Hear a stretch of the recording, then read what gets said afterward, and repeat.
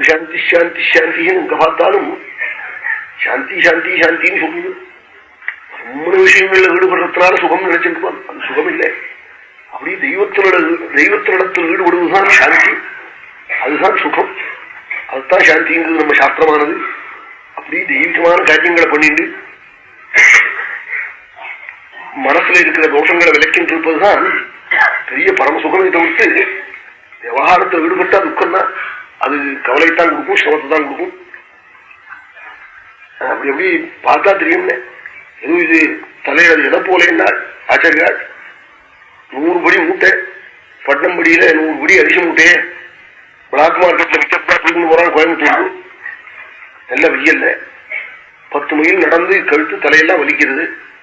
எதற்கு யாரோ வந்தா அவனை பார்த்து அப்பா தலை ரொம்ப வலி தாங்கலடா கொஞ்சம் தோல்ல தாங்கி விடுறான் அப்படின்னு சொன்னான். அவன் ஏதோ தயாளு தோல்ல தாங்கி விட்டான்.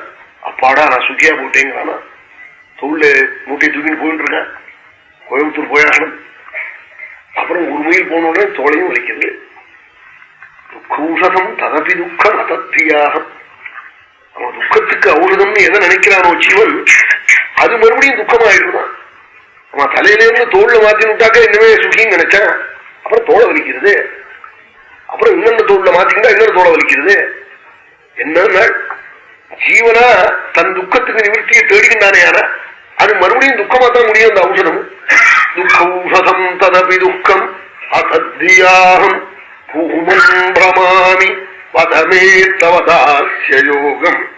அவன் பகவான் பார்த்து அவனுடைய சரண சேவை, அவன் சரணத்துல துளசியும் புஷ்பத்தையும் எடுத்து அர்ச்சனை பண்ணி பகவன் நாம கீர்த்தனம் பகவத் கதா சிரவணம் இது மாதிரி சத்காரியங்கள் பண்ணி பண்ணி பண்ணி துக்கம் விலகனமே தவிர்த்து இவன் மூட்டையை தோல்ல மாத்தினா இனிமே வலிக்காதா தோலை. அவன் தோல் வலிச்சா தோல் வீங்கிட்டு தலையும் வலிக்கும். அப்புறம் அதனால இவன் துக்கத்துக்கு ஔஷதம்னு நினைச்சு ஜீவனா தன் புத்தியினாலே செஞ்சானேனா அது மறுபடியும் துக்கமாவே ஆயிடும். அந்த மருந்தே துக்கமாயிடும்.